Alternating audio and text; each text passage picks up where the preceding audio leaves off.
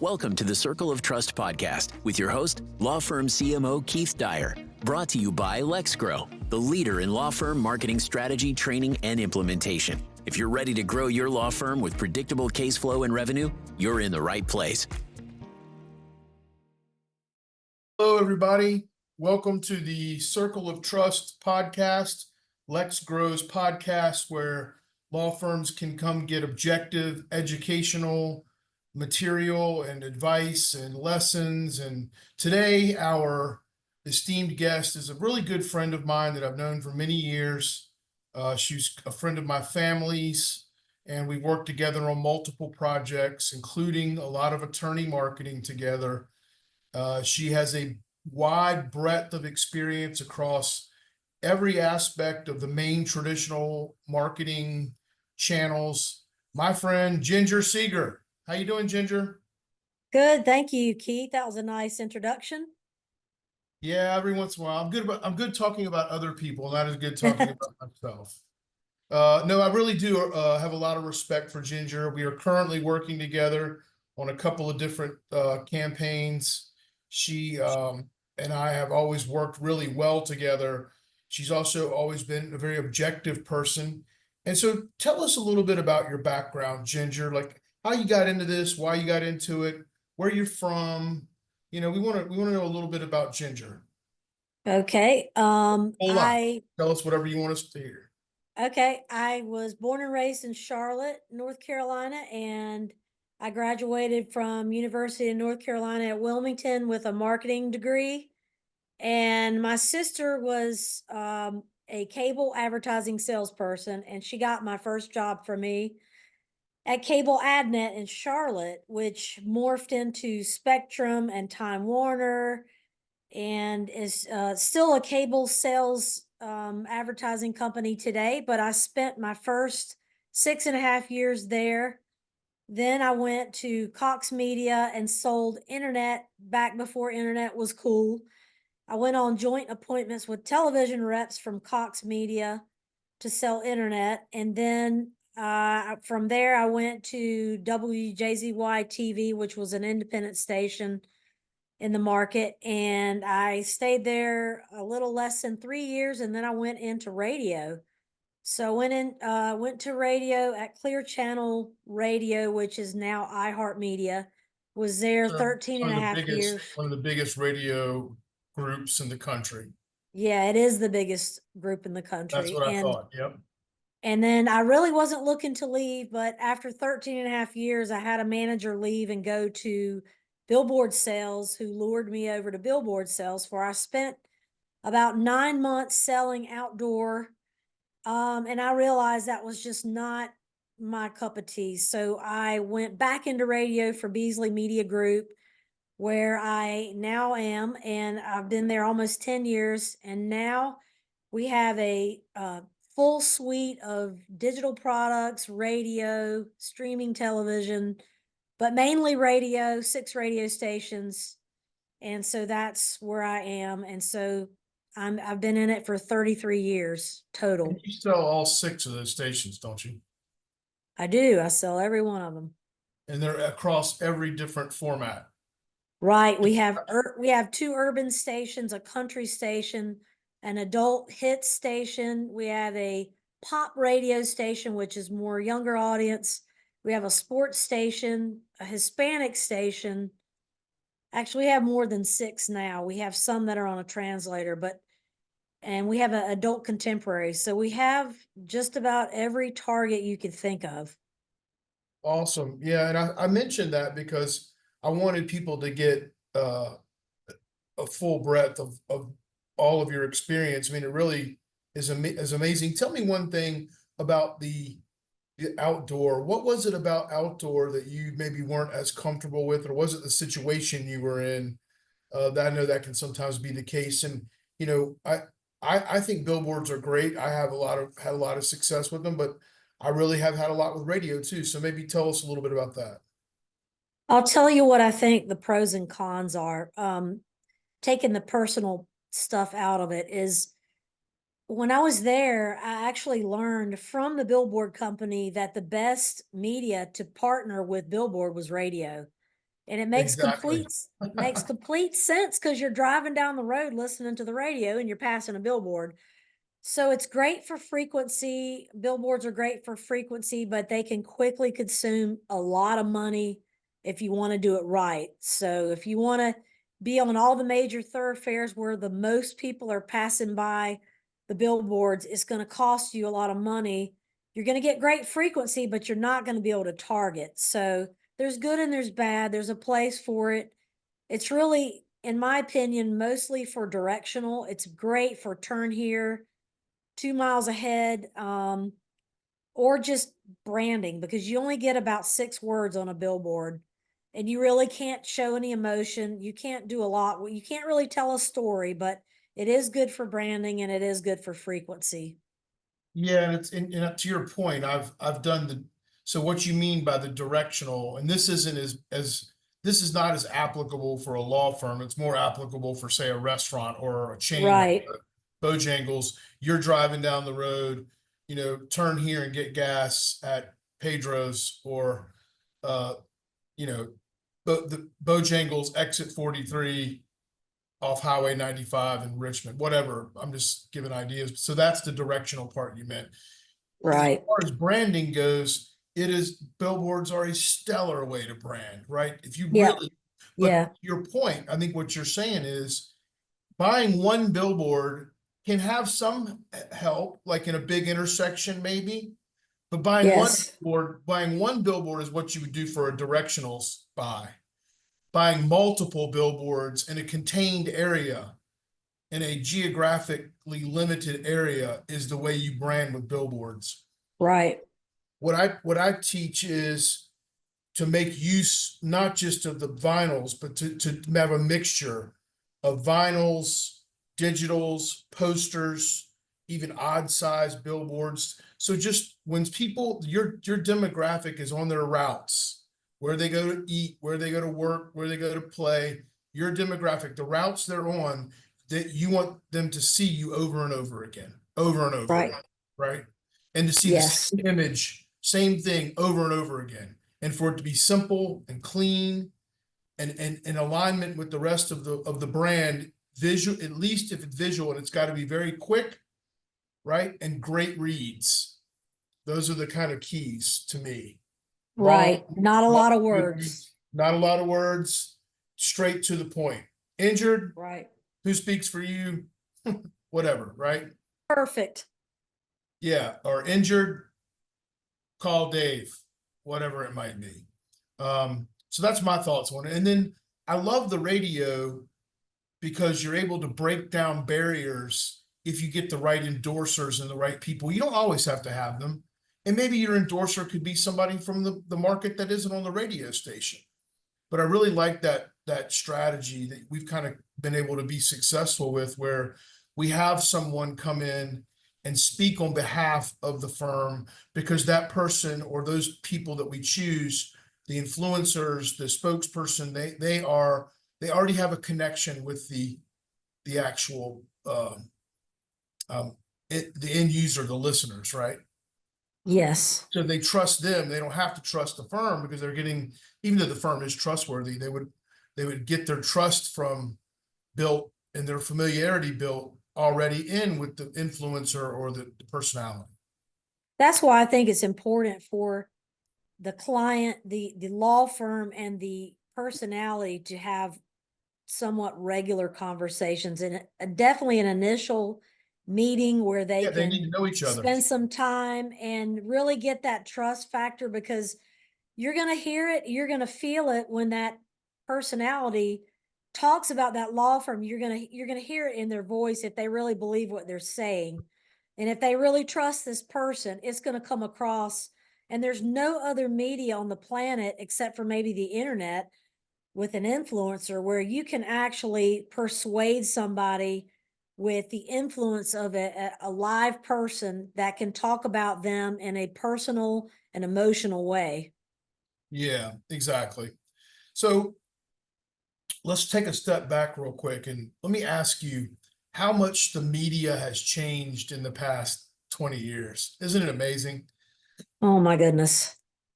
I mean, it used to be, we're old enough to remember coming out of college. Careful. Yeah, we're the same age, close.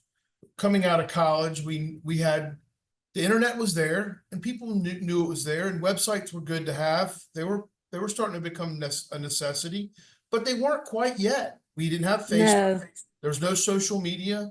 Google was in its infancy. People used it a lot, but you still had the yellow pages. You still had, so anyway, the point is, it was the yellow pages, radio, TV, billboards, print. and yeah, That's what it was when we were young, getting into this industry. So that was right, really for me, it was between 1995 and 2006. That was sort of where the world sat, which is a long right, time, 11 years of being in the media where your right. choices were limited. And let me tell you, the bad part about the proliferation of the media is that it becomes more complex and harder to figure out.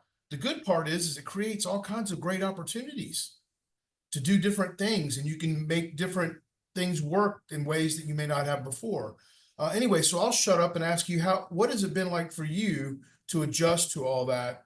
And what do you see, what is the world like compared to what it used to be like for you? Well, basically, the internet was fairly non-existent right there in the beginning, and the newspaper was flooded with ads and the yellow pages.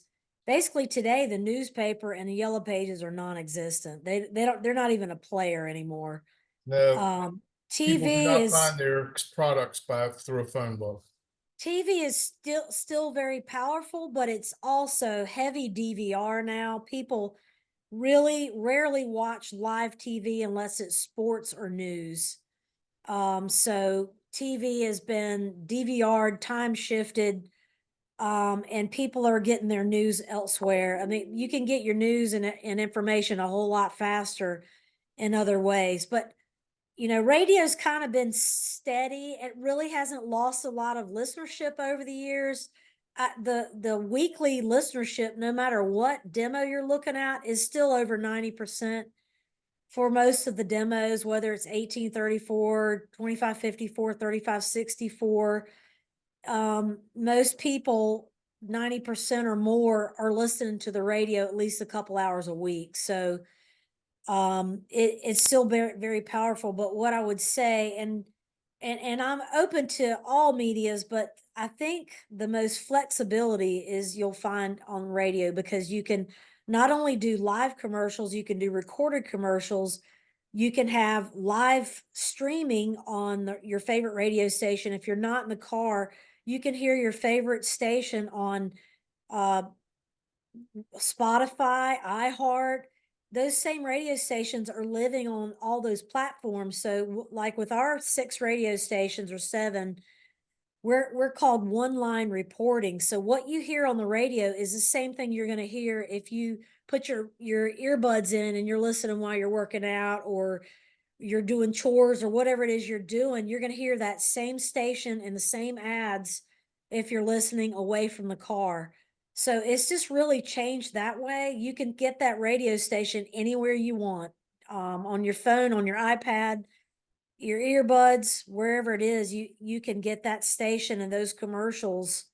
And most research shows that people don't skip commercials on the radio. They really can't. But on television and other medias, it's really easy for them to skip past the commercials. So there's a lot of benefits to using radio, and it's still a mass media. So you can fill in radio, you can use radio as a blanket, and then you can fill in, with digital here and there to really fine tune into a particular demo with radio. Absolutely, you can. And I think a lot of people still have a devotion to their radio station if Yes. the format a lot. If they really connect with the format and the DJs, they like their local news and that they can just hear whenever it comes on. They don't have to go seek it out. It's just always there in the background. I was surprised. I kind of had not given up, but when digital came around, I got so focused on it that I kind of ignored radio for a while, and then over time got back into it and was just surprised at how powerful it was. It just gives us a lot. It gives you a terrific bang for your buck. So when you're branding, it's one of the first places I go once our digital footprint is set, radio is a place where we start the scaling process through the traditional media. It's because we're able to, get a good immediate impact from it. I love it. So that's my point on it, or my position on it. And so really you haven't seen as much of a drop off in the use of radio in your career. It's really stayed I, pretty steady. I will say about, I don't know, between 8 and 10 years ago, there's like a big rush to digital advertising. And some of the big car dealership groups and some of the like national clients, they pulled some of their money away from radio to do digital. And they found that digital was so micromanaging, I mean, so specific, they left out the masses. And so they ended up coming back to radio in droves. It took them a little while to figure it out, but when they saw that the ROI was dropping off, they're like, hey, what did we change? We pulled off a radio. They didn't pull as much off a TV, but they came back. And so, I mean, it's pretty much at this point, we're riding pretty steady because they realize you can't leave out mass media and do all digital. It just doesn't work. Well, one of digital's main shortcomings is that it's not really a branding tool. It's not a very effective one anyway. No. And it can be some on social media if you've done the correct way through Meta and that, but it's not as it just is not. So one of the key pieces that I've learned is that if you get too targeted with your message, you think you're being really efficient by only targeting the demo real specifically. I get that, and I get the efficiency of it. But what I've also noticed is that traffic drops when you do that to your website. So the broader you're hitting everyone often is the way to go. Or it's a mixture of the two things in ways that, makes sense per client by the buyer's journey that they're paying attention to. And so anyway, I just was curious, if you had seen a drop off, and I think what I've seen is it's leveled off and it's been very effective for my law firms. Well, I will say that, COVID, everything dropped off. So it did drop off there, but it only took about 2 years. I think by 2022, we were pretty much back to where we were pre-COVID. So that was a step back, I think, for a lot of media, but we bounced back fine. And actually, some of our traffic numbers are higher now than they were in 2019. Yeah. So if you were going to recommend a radio schedule to a law firm, kind of give me just an overview of what you think it might look like. I think first I would try to match personalities and stations with what the law firm, what first of all, what type of law firm it was, whether it's personal injury or a different type of law firm, and what do those customers normally look like, and then match the station to what law firm is trying to do. And then once I had the correct personality in the station, put together a campaign with multi-length spots. So we like to do 30 or 60-second endorsement ads, but also I think, if you want to make the most out of your dollar and you want it to go farther, you want to take 5 second, 10 second, 15 second, 30 seconds and use all those spot links together to use short messages along with the 30s and 60s that the endorser's doing, and just get a whole lot of frequency for your money. And it's almost impossible to do that in any other media, but it's so flexible and you can build the campaign with different percentages. But I basically craft a campaign each time. There's not a cookie cut. I go and do, I start from scratch with every single client, what's going to work best for them and which spot links to use at what percentage and what messages. And you can also use different messages at the same time. You can rotate messages. You can talk to parents of children. You can talk to teens. You can talk to African Americans. You can talk to Hispanics. You can use Hispanic ads in Spanish. There's just so much flexibility with radio. It's just unmatched in my opinion. That's how I would just put it together from scratch based on what that law firm was looking for. Sure, but what you're saying really is lots of frequency, Yes. use an endorser probably, if possible. Utilize shorter spot lengths and to get that increased frequency, because not everything needs to be a 60-second commercial. Right. I really think 60 seconds is often too long. I like it with the endorser though, because it gives them a little more freedom to kind of come in and tell a story. Yes. The 30-second commercials are really probably ideal, but adding in Yes. the 15s to remind people of who you are is a great way to build the frequency into the schedule. I love that, and we've been successful with that, obviously. There's another thing I didn't mention, and this is important too, because people now they pay attention to how involved in the community that a company is. Um, and they do make decisions emotionally.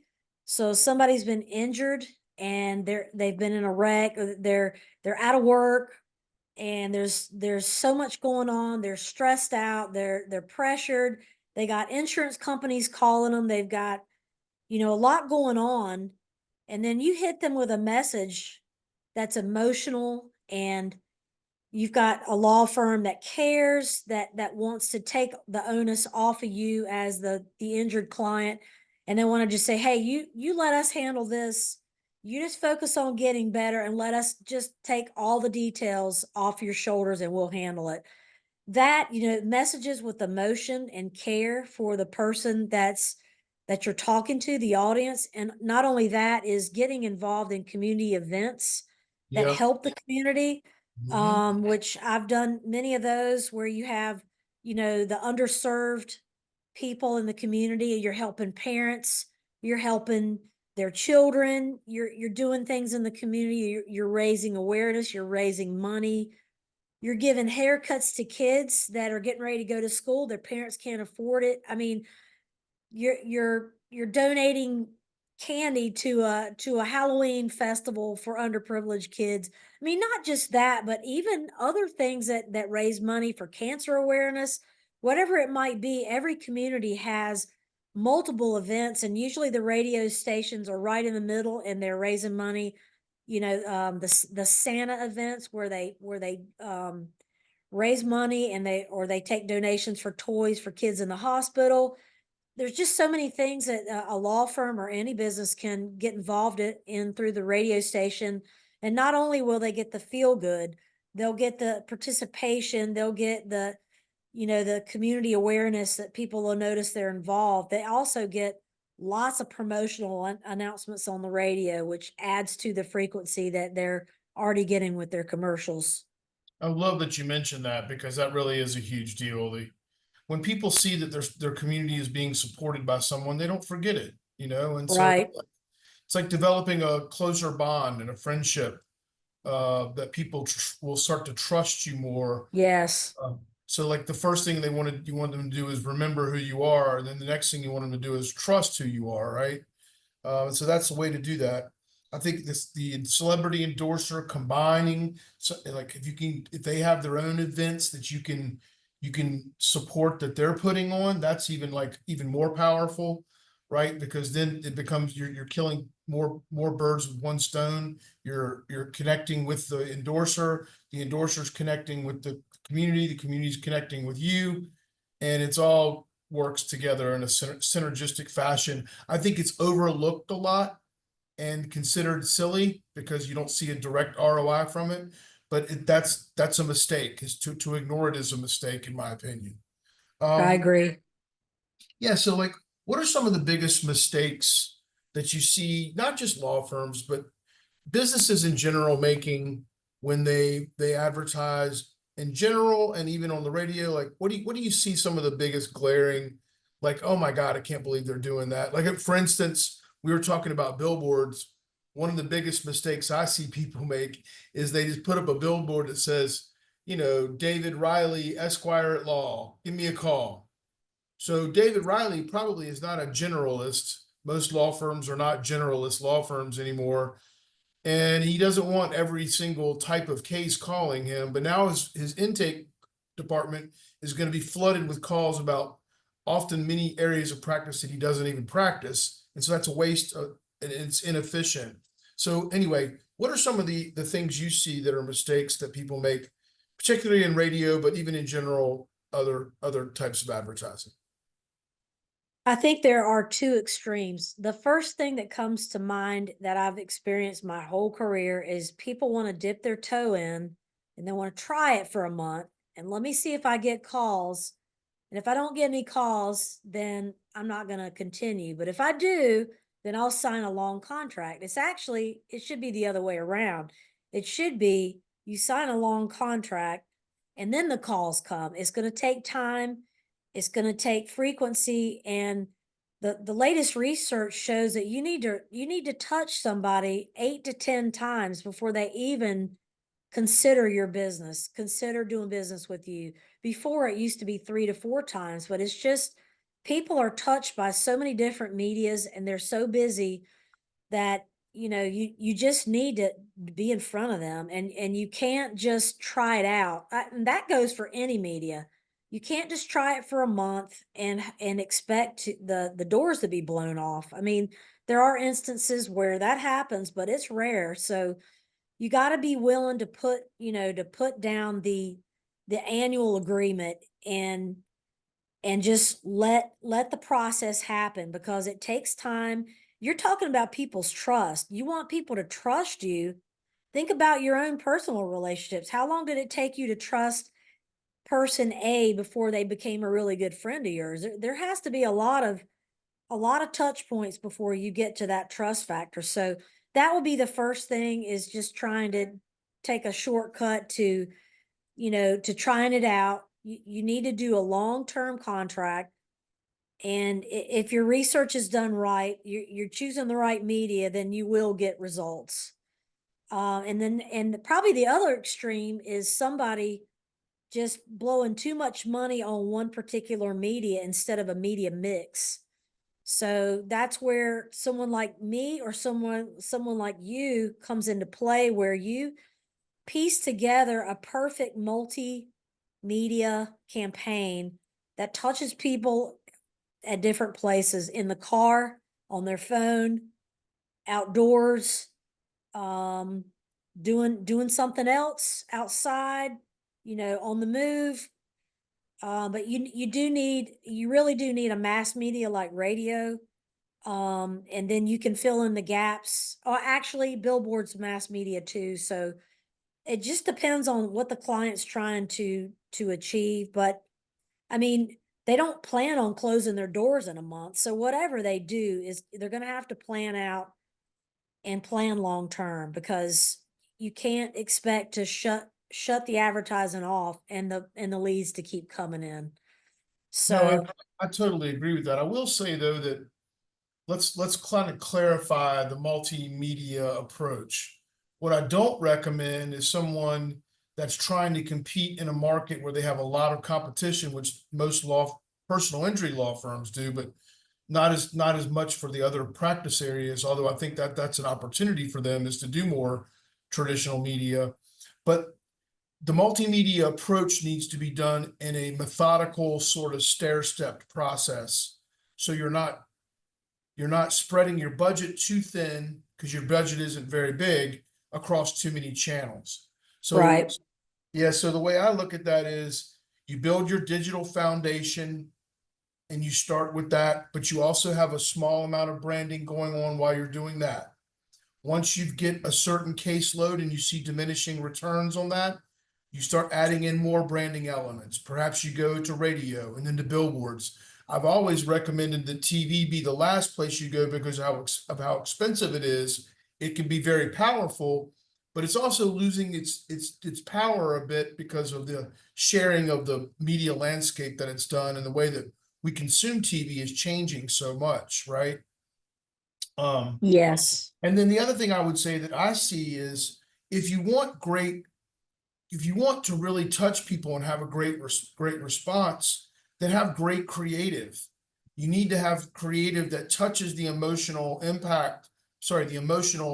pain points that the person is feeling. For example, in personal injury, it literally could be personal pain points, right? Yes. So, for family law, it's the fact that you're going through a very terrible time, and I will help. The lawyers will help solve your problems and show you a path to happiness. In personal injury, you feel you need to be compensated for the suffering that you've endured because of someone else's, negligence or whatever. So the bottom line is your creative has got to be good in order for it to convert. So to your point, a lot of people will come out and say, we're going to try it for a month. They have crappy creative. There's nothing motivating anyone to call them. They're making mistakes in their creative, and they end up prematurely pulling the plug on something that could have worked because they didn't have the right people helping them.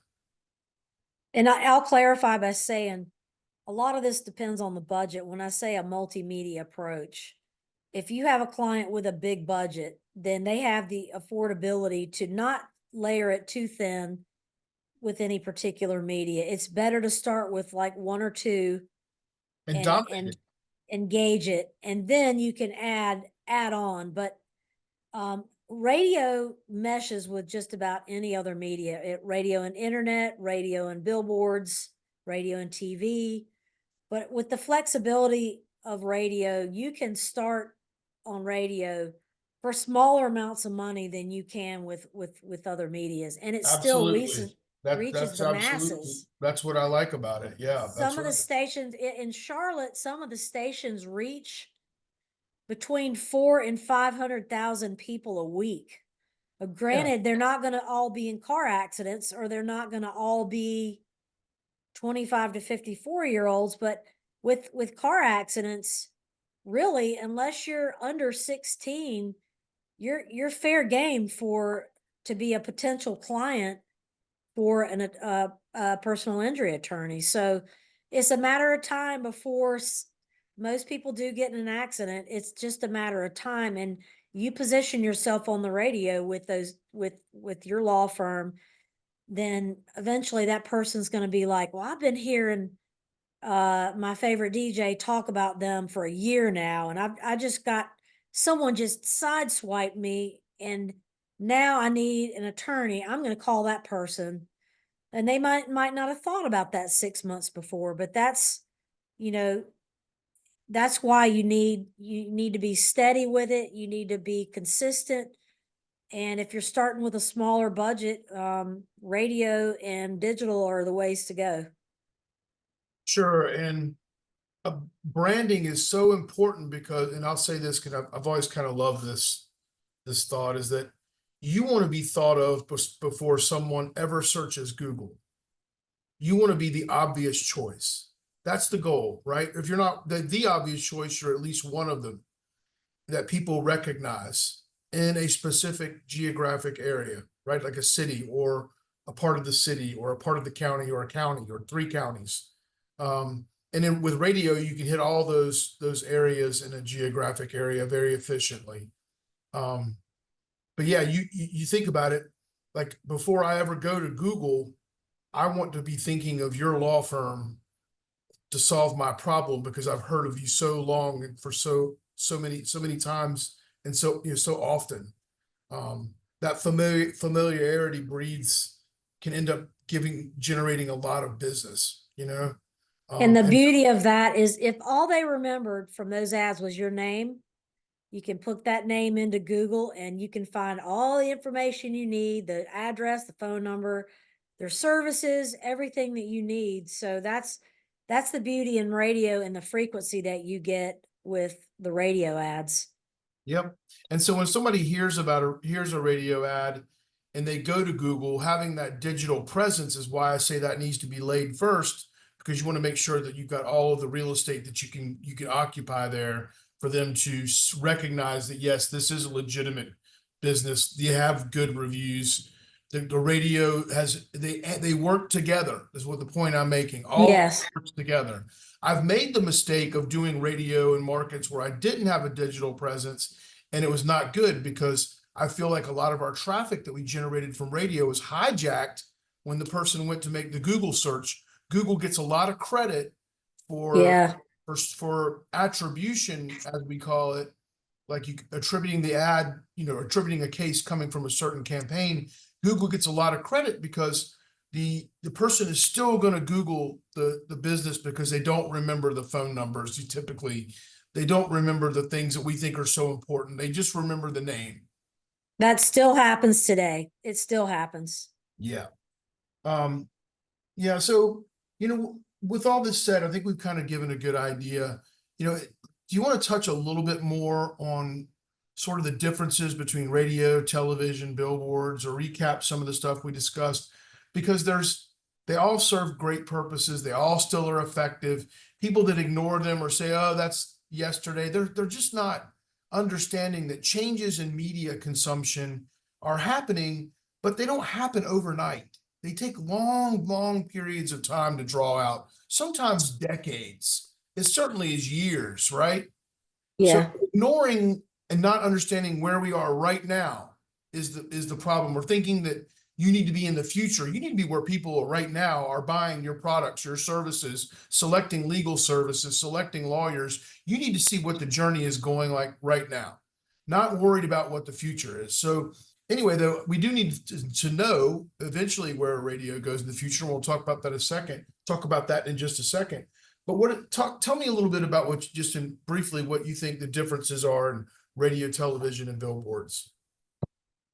Well, there used to be an old saying that television was sight, sound, color, motion, and emotion, which all is true. And, it's like the Mercedes of advertising. You got to have a lot of money.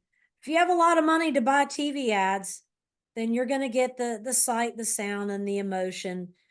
And so the good and the bad of TV is it's very effective, but you have to have a lot of money to do it efficiently.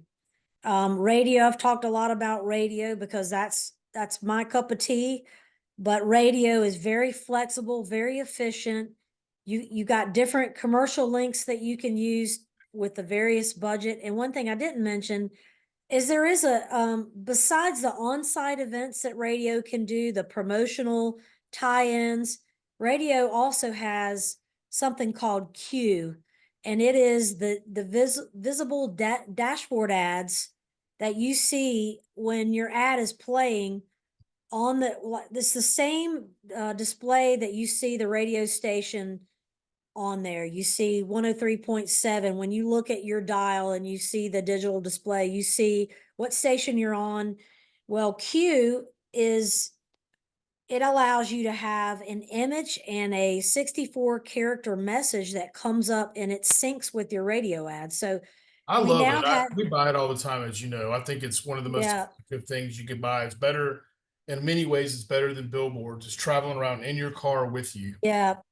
And it completes that last visual element that radio lacked for so many years. Is now we have Q, where you can have the visual, whether it's a logo or McDonald's used to have like a value meal. So you'd have a picture of a Big Mac, French fries, and a tall drink, and you could just see the cup dripping with the moisture, and it just makes you hungry. So Right. it's like you got an image up there that's getting your attention, and it could be the law firm logo, but you also got the website up there so that, they hear, I mean, we got to admit, we're driving down the road. We are looking at our dash. We're looking at the radio. We're looking at our phone. We've all done it, and it happens. So you may as well make good use of that space and have the visual part of your radio ad up there at the same time when they're hearing it. So that's the visual part of radio. And then billboards, you can't say a lot, but you sure have a huge giant billboard that's in your face as you're driving. You can't miss it. Driving down the road, and generally You can't people take, choose to let you don't let Q is the same way, and radio is too. They're passive, meaning, and that's in a good way, meaning that yeah, you don't have to seek out the ads. They automatically come to you without you yeah. choosing to do it. Digital is not like that often. I mean, when you're scrolling through your Facebook, you can zip right past stuff that you do not care Yeah. about. Yeah, the billboards are good because you've got a pattern of traffic that I mean, you might go out of your way when you have to go to the grocery store or whatever, but most people take the same route back and forth to work. So those people are as far as frequency goes, it's hard to beat billboards. Because those people are going to travel that same path over and over and over and over. They could get a 20 to 30 frequency with that billboard on that highway, but there's a limited amount of people and you can't target. So there's good and there's bad with that too. But you know, they serve their purpose. They're great for image and branding. They're great for directional, and they're not super expensive if you're not on a major thoroughfare. But like I said, there's pros and there's cons to every media. Some people think radio is expensive, but you know, I would call it in the middle, because I really don't know that many places where you can get a less expensive campaign than you can on radio, but you just have to be really careful that you're meeting the frequency you need, because you don't want to just skate really thin on any media and then expect to get a return. You got to make sure whoever you're working with has got you set up to win and not to fail. So let's see, what do we talk about? We talked about TV, radio, billboards. I wouldn't even bother with newspaper or yellow pages, because they're basically non-existent at this point. The only time I would suggest it for a law firm would be like an elder law, or you know, maybe like estate planning law. That can be effective. I've seen the airport ads too, like the billboards at airports, the lit ones. I've seen that work for estate planning firms as well. Just to kind of throw some other ones out there. When I was in New Orleans not long ago, I got into a car, an Uber that was wrapped with a attorney's stuff on it, which I thought was cool. And then that's unique. Yeah, it is. You can do some really neat things with it too. And then I got in the car and he had the cue. And then I looked up and I saw his billboard and I was like, wow, I've been in this situation for 10 minutes and gotten 3 immediate impressions from this guy. And it's pretty smart, right? Going back to what you said on the newspaper, I've never been a big fan, but I know that my parents had to have the newspaper, and I would say 60 plus, 60 to 65 plus, and it's heavier with men than women, but it does serve the older market better, because habits are hard to break. And if you've grown up with the newspaper, you're not likely to change those habits. You've probably got older people, a lot more of them, you know, with phones. Just about everybody now has a smartphone, even people 60 plus. So, but yeah, if it's an estate ad, then newspaper, that would probably be the only category I would think that would work well. But I think, well, the internet there's so many different parts to digital advertising. You got email marketing, you've got social media, you've got streaming television, you've got text ads, you've got mobile ads, banner ads. They're targeted. So I mean, you can use small budgets on digital ads too, and there's different ways to do that. So there's good reporting on the digital ads. You can really fine tune a target and age. Not just age and geography, but what are they doing? What are they doing online? What are they reading? What are they interested in? What are their behaviors? All those are targetable aspects for digital advertising. And So, geofencing is another one. yeah, Yep. geofencing. I had a client that wanted to geofence the stadium for the Carolina Panthers game and then serve them ads afterward. So there's so many different things you can do, but you just need a smart person that you're working with that can put it all together for you to make it make sense, and not try to do too many medias all at once. Yeah, I agree with that. So yeah, you eventually want to do a lot of medias, but you start by kind of dominating one if you can, or having a really Yeah. presence on one. If you can't be top 3 on a channel, like that's the problem a little bit with television with like for personal injury, for example, if you're one of 8 commercials going on and the other 7 are dominated by 2 other people, that's probably not a great place to be, right? Yeah. Yeah. It's me, them, me, them, me. I don't love that scenario. So you can end up with a really high cost per acquisition for TV because of that.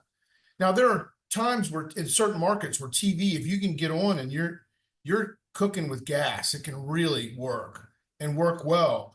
But you really have to watch that cost per acquisition and how many cases that you're actually getting from that because it can just be so high, it's so expensive.